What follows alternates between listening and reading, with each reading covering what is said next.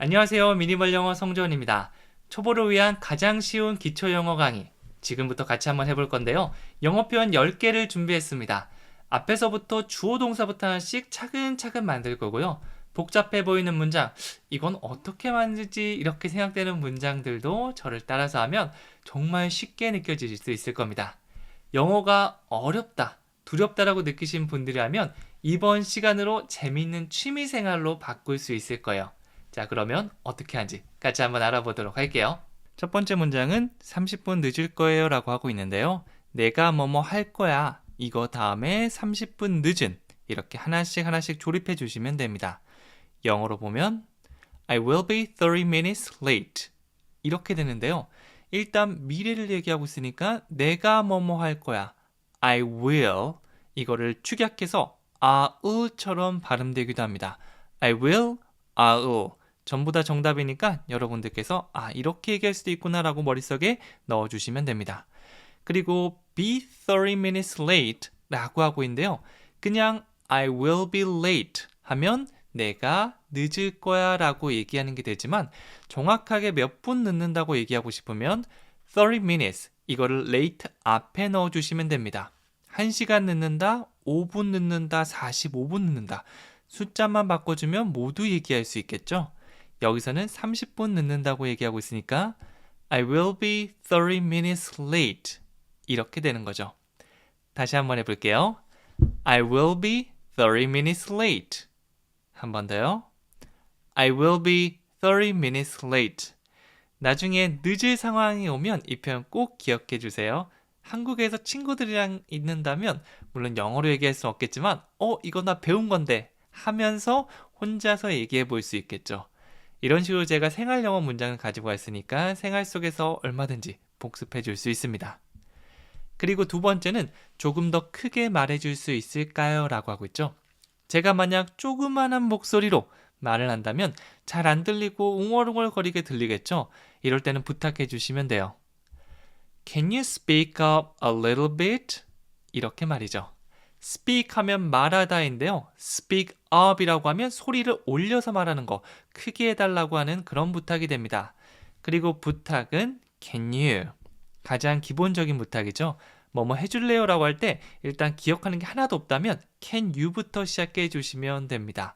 물론 굉장히 공손하게 얘기하는 do you mind if 혹은 아주 공손한 could you 혹시 뭐뭐 해줄 수 있나요? 뭐 등등의 표현도 있지만 일단 하나만 알 수 있다면 can you예요. 일단 can you를 내 입에 착 붙여보세요. Can you speak up? 소리를 올려줄 수 있나요? A little bit. 조금이요. 우리 조금 달라 할 때 a little bit 이러죠. 그래서 다 같이 더하면 뭐뭐 해줄 수 있나요? Can you? 소리를 올리다 speak up. 조금만 더 a little bit. 조금만 더 크게 말해줄 수 있나요? 전체적으로 얘기하면 Can you speak up a little bit? Can you speak up a little bit? 이렇게 되는 거죠. 세 번째입니다. 제 잘못인 거 알아요 라고 하고 있죠. 내가 잘못한 행동을 했고 그 행동을 안다고 얘기할 때 막 비난이 오면 저도 제 잘못인 거 압니다. 이렇게 얘기할 수 있겠죠. I know it's my fault. I know. 이거는 내가 안다라고 하는 겁니다. 문장은 대부분 주어 동사로 시작하죠. 여기서는 저는 알고 있어요. 저는 알아요. I know. 저는 몰라요. I don't know. 알고 있나요? Do you know? 이렇게 평서문을 보더라도 부정문도 한번 만들어보고 그 다음에 의문문도 만들어보는 이런 습관을 가져보는 것도 좋습니다. 그리고 그것은 나의 잘못이야. It's my fault. 잘못이라고 하면 fault라고 할 수 있겠죠. 간단한 실수 같은 거는 mistake라고 하겠지만 잘못은 fault, 이게 더 자연스러운 표현입니다. 저도 알아요. 그거 제 잘못인 거. I know it's my fault. I know it's my fault. 이렇게 되는 거죠. 네 번째는 펜 좀 써도 될까요? 라고 하고 있는데요. 제가 펜을 쓰고 싶은데 그럴 상황인데 펜이 없는 거예요. 근데 옆 사람이 다 쓰고 이렇게 앞에 딱 놔둔 겁니다. 저기 펜 좀 써도 될까요? Can I use your pen? 이렇게 물어보는 거죠. can you를 사용해서 상대방에게 뭐뭐 해줄 수 있냐고 부탁한다면 can I는 제가 뭐뭐 해도 될까요? 라고 얘기하는 겁니다. use, 사용하다, your pen, 당신의 펜을. 일단 주어 I가 등장했으면 동사, 사용하다가 먼저 나와야 되고요. 그 다음에 사용하는데 무엇을 사용하는지 그 순서대로 나오면 되고요. 이 어순을 계속해서 제가 문장을 통해서 말씀드릴 테니까 영어 공부할 때만이라도 이 주어 동사 어순을 머릿속으로 넣어보는 겁니다. Can I use your pen? Can I use your pen? 펜 좀 써도 될까요? 라고 묻는 거죠. 다섯 번째는 집에 갈 시간이 거의 다 됐어요 라고 하고 있죠. 시계를 보니까 우리 5시에 집에 가야 되는데 4시 한 4, 50분 정도 된 겁니다. 이제 그만 놀아야 될 것 같은데 우리 집에 갈 시간이 거의 다 됐어.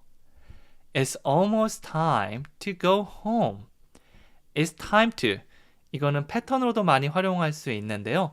It's time, 시간이다. To, 뭐뭐 할 시간이다 라고 얘기하는 겁니다. 이렇게 to는 to 동사 원형을 넣어서 뭐뭐 할, 뭐뭐 하기 위해서 등등 미래 느낌을 줄 수 있어요. 여기서도 그냥 It's almost time, 거의 시간이다. 거의 다 됐다는 의미죠. 거의 다 됐어. 이렇게 끝낼 수도 있지만 to go home, 조금 더 구체적으로 집에 갈 시간이 거의 다 됐습니다 라고 말해줄 수가 있는 거죠. 숙제할 시간이 다 됐어요. 수업할 시간이 다 됐어요. 등등으로 뒤에만 바꾸면 얼마든지 많은 문장을 만들 수 있습니다. 앞부분부터 하나씩 덩어리별로 기억해 주시면 나중에 바꾸기 좋을 거예요. It's almost time to go home. It's almost time to go home. 집에 갈 시간이 거의 다 됐어요. 이렇게 말해줄 수가 있겠죠? 여섯 번째는 옷을 갈아입어야 해요 라고 하고 있죠. 땀을 너무 많이 흘려서 옷이 축축하고 좀 젖어 있는 겁니다. 집에 오자마자 옷을 좀 갈아입어야겠어. I need to change clothes. I need to. 나는 뭐뭐 할 필요가 있어. 그래서 뭐뭐 해야 돼 라고 얘기하는 겁니다. 여기서 to를 사용해서 미래 느낌 줄 수 있죠. I need, 저는 필요한데요. to, 뭐뭐 할 필요가 있습니다 라고 하는 거고 이걸 한꺼번에 I need to, 저 뭐뭐 할 필요가 있어요. 저 뭐뭐 해야 돼요. 이렇게 기억해 두시면 나중에 꺼내기 더 좋을 겁니다. 이런 식으로 구성되는구나. 플러스 그 다음에 연습. 이렇게 계속해서 이론을 익히고 실전으로 많이 얘기해 보시는 게 좋아요. 뒤에는 change clothes 라고 하고 있죠. 이게 옷을 바꾸는 거, 옷을 갈아입는 게 됩니다. I need to change clothes. 저는 옷을 갈아입어야 해요 라고 하는 거죠. 한 번 더 해볼까요? I need to change clothes. I need to change clothes. 이렇게 되죠. I need to, 그 다음에 change clothes. 이렇게 하나씩 하나씩 기억해 주세요.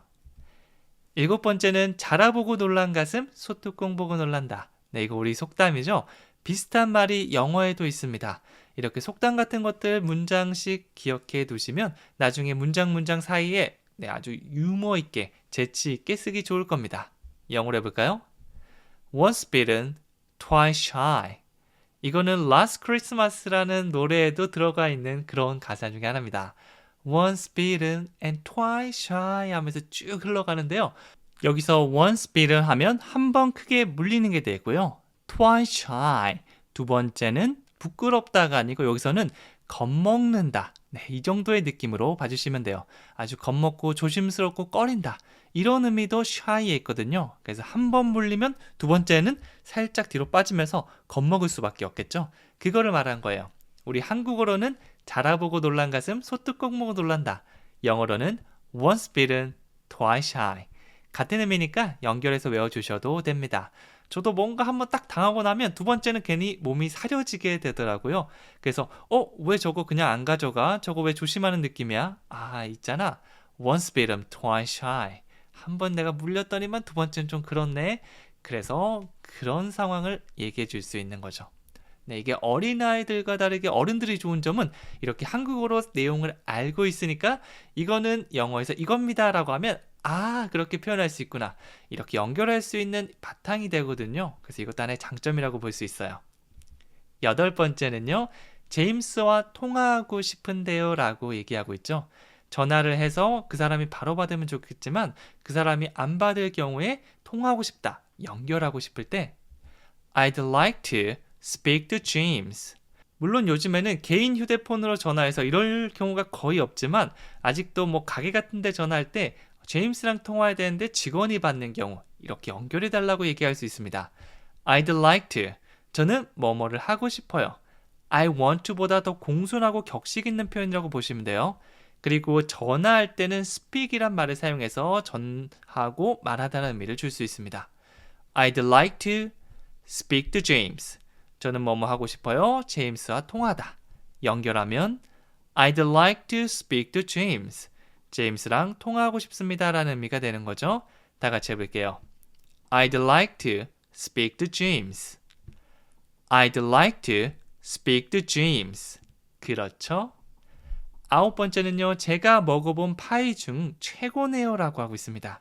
어디 뭐 파이집이나 디저트집에 가셔서 너무 맛있을 경우에 와우 이렇게 이 감탄사만 하기에는 뭔가 좀 아쉽지 않나요? 만약 주인이 와서 어때요? 이렇게 묻는다면 이 표현을 추천해 드릴게요. This is the best pie I've ever had. 하나 나눠보면 This is the best pie. 일단 최고의 파이라고 칭찬해 주면 좋겠죠. 여기까지만 해주셔도 사실 완전한 문장은 됩니다. This is the, 이것은 best pie, 최고의 파이입니다. 파이 자리에 다른 음식물을 넣으면 최고의 빵이다, 최고의 뭐 스파게티다 등등 여러 가지를 얘기할 수 있을 겁니다. 자, 그 다음에 그냥 최고라고 하는 것보다 내가 먹어본 것 중 이렇게 하면 더 주인이 기뻐할 수 있을 거예요. 여기서는 have pp 형태를 사용해 볼 건데요. have pp는 현재 완료형이라고도 불리고요. 과거부터 지금까지 포함하는 거예요. 그러면 내 경험을 얘기해 줄 수 있겠죠. 예전부터 지금까지 먹어본 것 중 이렇게 할 때 현재 완료가 굉장히 잘 어울립니다. 그리고 ever를 넣으면 더 그 의미가 강조된다고 볼 수 있어요. 그래서 먹다 마시다는 have 동사를 사용할 수도 있으니까 이거 써서 I've ever had. 이렇게 하면 제가 먹어본 것 중에 이렇게 되겠죠.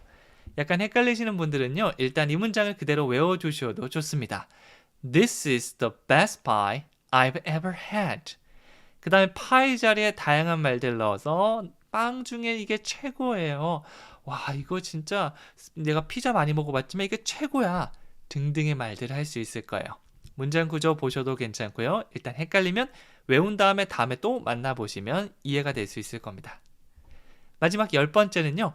쇼핑몰로 데리러 올 수 있나요? 라고 하고 있죠. 쇼핑을 끝내고 이제 좀 와줄 수 있어 라고 부탁할 때 쓸 수 있는 말이고요. Can you pick me up at the mall? 이렇게 완성해 보도록 할게요. Can you를 사용해서 상대방에게 뭐뭐 해줄 수 있는지 가장 처음 물어보고 있고요. 사람을 이렇게 차로 데려가는 걸 pickup이라고 합니다. 근데 중간에 보통 사람 이름 많이 넣어요. 이름을 넣어도 되고요. 나를 데리러 온다라면 pick me up. pick me up. 그리고 세 번째, 어디로인지 장소를 말해줘야 돼요. 쇼핑몰에 at the mall. 쇼핑몰이라는 장소를 콕 집어서 얘기하고 있죠. 그래서 다시 한번 첫 번째부터 보면 뭐뭐 해줄 수 있어는 can you. 무엇을 해줄 수 있냐면 나를 데리러 올 수 있어 라고 묻고 있죠. pick me up. 이제 장소를 얘기하면 끝나겠죠. at the mall. Can you pick me up at the mall? 부드럽게 연결해 볼게요. Can you pick me up at the mall? 한 번 더요. Can you pick me up at the mall? 이렇게 완성되는 겁니다. 마지막 퀴즈입니다. 쇼핑몰로 데리러 올 수 있나요? 라고 하고 있죠. 실제 상황이라고 생각하고 지금 한번 얘기해 보세요. 그리고 그냥 얘기하는 것뿐만 아니라 댓글로 한번 써보면서 Can you? 이렇게 한번 써보시면 훨씬 더 오래 기억에 남을 거예요. 해보신 분들은 이 효과를 확실하게 알고 있습니다. 여러분들도 그 효과를 확실하게 누려보셨으면 좋겠어요. 자, 마지막 퀴즈 꼭 한번 해보시고요. 저는 다음 시간에 또 찾아오도록 할게요. 감사합니다.